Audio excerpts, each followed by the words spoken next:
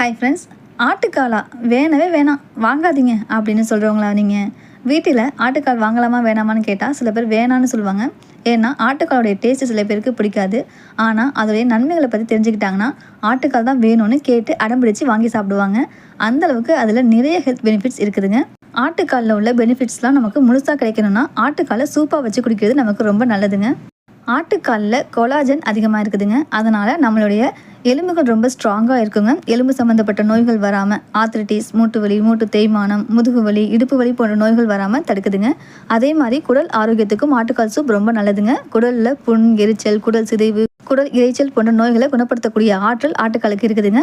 Weight loss பண்ணணும்னு நினைக்கிறவங்களுக்கு வெயிட்டை குறைக்கிறதுக்கு ஹெல்ப் பண்ணுதுங்க.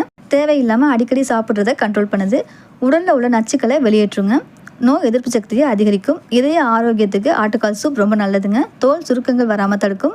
ஆட்டுக்கால் சூப் குடித்தோன்னா நெஞ்சு சளி, இருமல் இருந்துச்சுன்னா அதை க்யூர் பண்ணிடுங்க.